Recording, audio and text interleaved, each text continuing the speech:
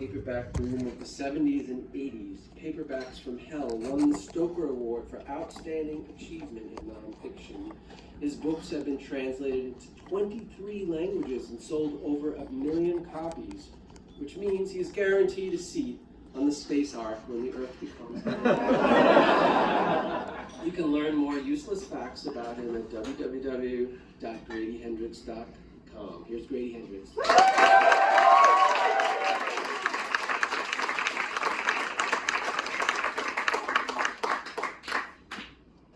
Hey, y'all.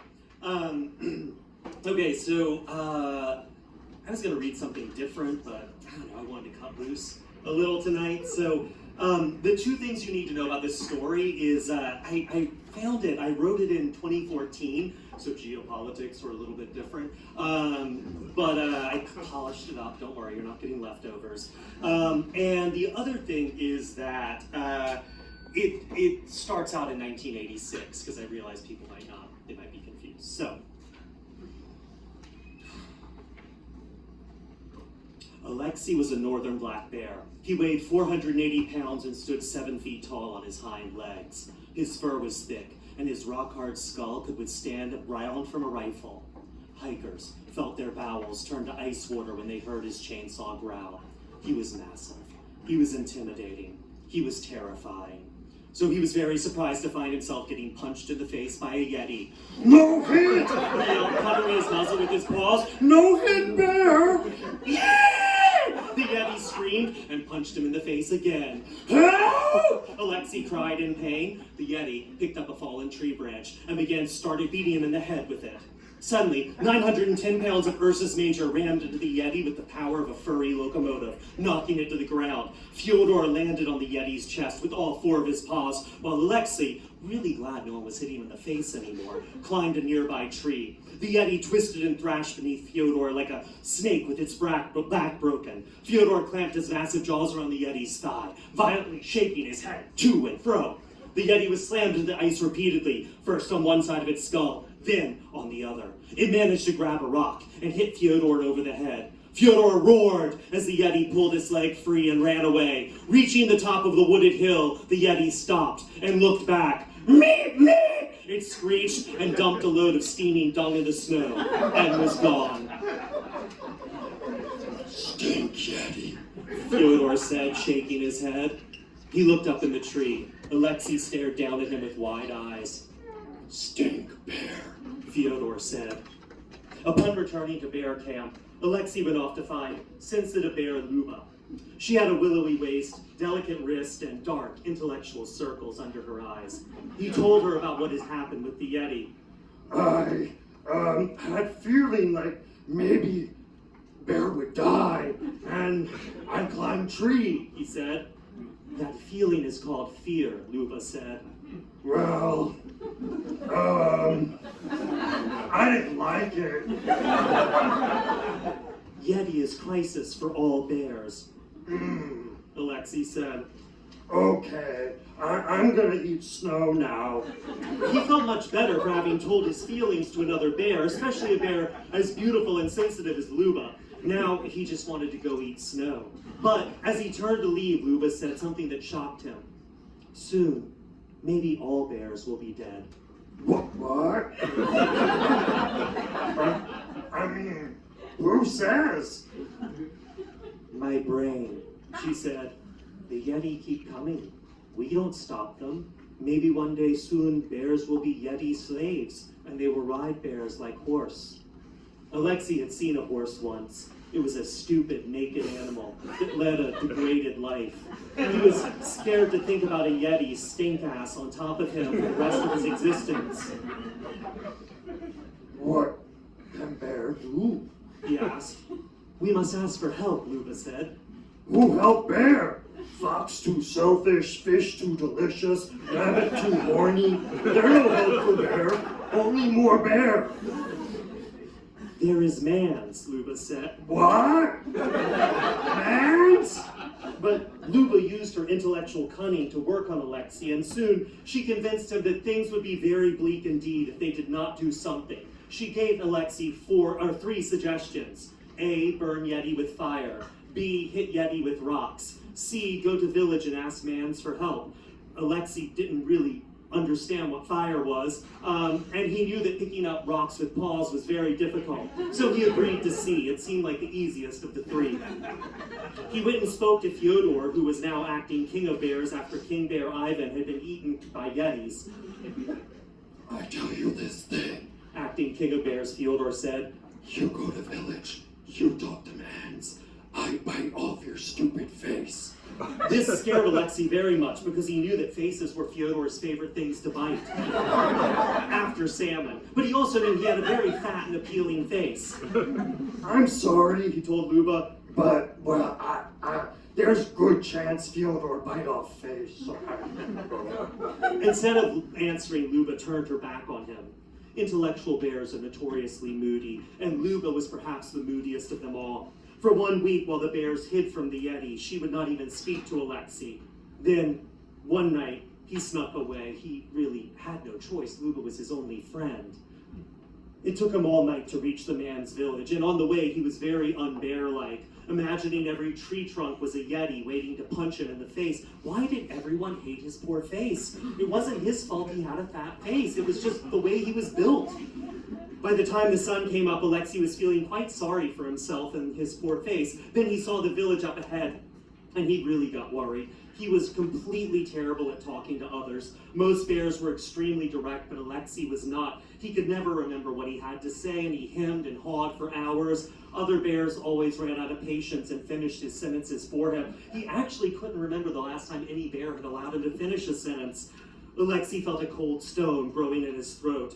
He got to the village and saw that many men were running around like crazy, and they seemed very nervous and excited. It was good they were up already, however, since ALEXI was worried he was going to have to wake them by tapping on their windows, and no one liked to be awakened by bears tapping on their windows, no matter how gently they tapped. Then he saw why Mans were awake. Yeti were in the graveyard. They were digging up coffins and scooping out the soft stuff. They stuffed handfuls of meat into their mouths, yellow fat dripping from their chins like jelly. They ate fillet of grandmother, flank of father, baby loins. They sprayed putrid mist of their urine at the Mans who tried to stop them and hit each other playfully with torn off arms and legs. One of them wore the head of a village elder recently deceased as if it was a party hat. Good morning. ALEXI said to the nearest man, who was holding a burning torch. The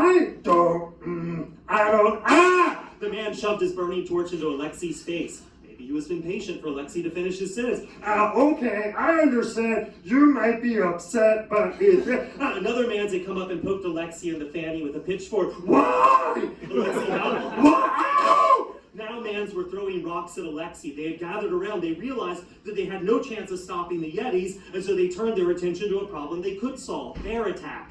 Many Mans pelted ALEXI with stones and burning torches until he fled back into the forest and buried his poor burned face in the cold snow. When he got back to bear camp, immediately Fyodor bit him in the face. Here's warning. Fyodor roared, dribbling saliva all over ALEXI. I say what happens if you leave. Now it happens. Luckily, the other bears intervened and told Fyodor to stop this bear-on-bear violence. And so Fyodor, with no other option, exiled ALEXI instead. For the next week, ALEXI followed the bear camp wherever it moved, always cowering on the edges, frightened to be left alone, but not wanting to really be seen. There was nothing to eat but bark from the trees, and at night he couldn't bury himself in a warm pile of furry bodies, so he shivered in the snow alone instead.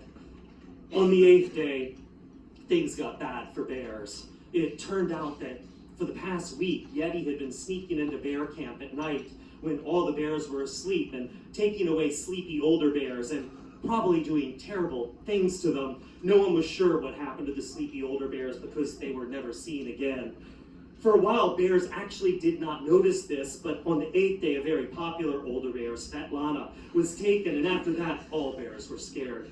But bears were never scared, so they couldn't put a name on this feeling, thus they were constantly confused and angry. They mated at the wrong time, they picked fights with each other, and most of them had worms. It was a very bad time to be a bear.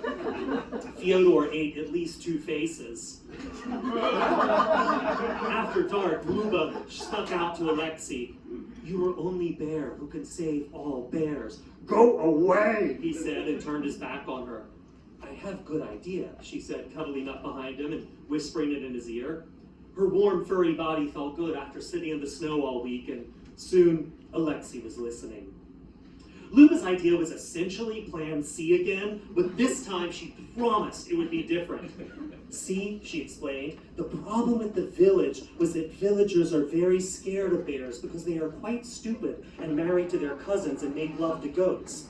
We need help from mans, but we must find educated mans with big ideas and broad horizons. ALEXI must go to the city of Novosibirsk. It took ALEXI a long time to get to Novosibirsk because he did not have identification papers, and therefore he could not take the train. It was a real blow for ALEXI. He had always seen trains from a distance and was looking forward to maybe riding one of them, but instead, he had to walk. By the time he reached Novosibirsk, his paws were ragged and sore, and he was very tired. People ran screaming in terror the moment ALEXI entered the city of Novosibirsk. No, wait a minute. I'm a normal, calm bear. I'm okay. Yeah, but it was to no avail. He was arrested, beaten with truncheons, and locked in a jail cell. After repeated requests, the chairman of the Novosibirsk Soviet came to see him. After ascertaining that the chairman of the Soviet was not married to his cousin and had never made love to a goat, ALEXI explained the situations with the Yetis and the bears. The chairman nodded thoughtfully. Do we know the ideological persuasion of these Yeti? He asked. No. And bears all accept the basic tenets of Marxism-Leninism. Oh, sure. ALEXI had no idea what Marxism-Leninism was. Very well, the chairman said. I will send one hero of the Red Army with you, so that he may assess the situation and report back to the Soviet. ALEXI said, Very thank you. The hero's name was Mikhail Popovich, and he drove a jeep all the way back to ALEXI's part of the forest. The trip took 2 days, and ALEXI sat in the front seat and was very excited about the speed at which they traveled. He enjoyed feeling the cold air against his face. Mikhail knew many songs and enjoyed singing them at the top of his lungs, and ALEXI liked these songs very, very much. He began to think that maybe one day he would be a hero to the bears, as Mikhail Popovich was hero to mans. But when they finally got back to bear camp, there were no more bears. Where bears? Mikhail said. I have brought machine gun for liberating bears from Yeti oppression. ALEXI snuffled the ground, but could not detect the scent of his friends. He led the hero of the people to the place where Luba had sent him away. In the clearing there, he saw many strange bears. They were limp and loose and moved like grazing cows. He realized they were bear skins draped over Yetis. There's bears, Mikhail said. Not Bears, ALEXI replied. That's Yeti pretending to be bear. What's the difference, Mikhail said. There's big difference. Only to some people. Most people will not even notice. To them, a bear and a Yeti, large, hairy, they're essentially the same. I would like to go now. ALEXI said, for he had just noticed Luba's pelt draped over a filthy Yeti. But leaving caused some confusion. Mikhail didn't have orders to take ALEXI back to Novosibirsk. He also did not want to abandon him in the woods, however. Finally, he decided that ALEXI could ride with him in the jeep all the way back to the city where they would sort it out. After all, he was not a hero of the people for nothing. Back at Novosibirsk, the Soviet debated what to do. After much discussion, they decided that they would not worry too much about this Yeti incursion. Bears or Yetis dressed as bears was essentially the same to them. However, there was the problem of what to do about ALEXI. One ambitious young apparatchik floated the idea of strangling him in his sleep, and then there would be no problem. But they could find no one to second this motion. Bears were, as the chairman pointed out, the symbol of the Soviet people. To assassinate one was to commit metaphorical suicide. Finally, they decided to give ALEXI a state subsidy and house him in a crumbly Khrushchevsky building that was cold in winter and hot in summer and had constant power blackouts.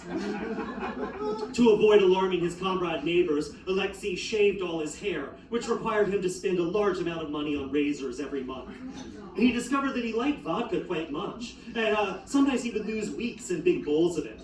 Once he went to the zoo, but the bear living there did not speak his language and was also very smelly. Part of him suspected it might actually be a Yeti in disguise. One day, 5 years later, he noticed that his monthly subsidy had not arrived. This was a problem he ignored until the day he ran out of razors and vodka. Pulling his overcoat over his stubbly pink flesh, he waddled outside and down to party headquarters, head pounding with a fierce hangover. He had learned long ago that honey and vodka were delicious but did not mix so well. The mans at party headquarters directed him to an important man in an overwarm office that smelled like chemicals. Comrade, ALEXI started. My subsidy, Are you in the military? The important man asked. Are you a police officer? It is not comrade anymore. It's a new world. We call each other Gospodin now. Okay, sorry. ALEXI, the important man said, what can I do for you? What is a busy time for us? My subsidy is not, there are things I need, but the subsidy, I can't buy the things without the subsidy, Comrade Gospodin. It was the first time in a long time ALEXI had made it to the end of a sentence. He was quite proud. ALEXI, the important man said, there is no more subsidy. And then he told ALEXI about the new world in which they were living. He told him about perestroika and the Russian Federation and the collapsing Balkan states and the resignation of Gorbachev. By the time he'd finished, ALEXI's head was spinning. But, how? Well, you are on your own now, ALEXI, the man said. You are a free bear. ALEXI began to cry. Tears poured down his shaved snout, and he could not make them stop. The important man gave him many tissues, but they kept getting caught in his claws. ALEXI walked home, dangling tissues, blinded by tears, and pulled himself into bed and cried until he thought he would die. He did not want to be a free bear. 2 days later, the important man appeared at his door with a box. This is Radio 86, he said. Is it more, television? It is home computer, the important man said. The socialist revolution has failed, but the computer revolution may save you, ALEXI.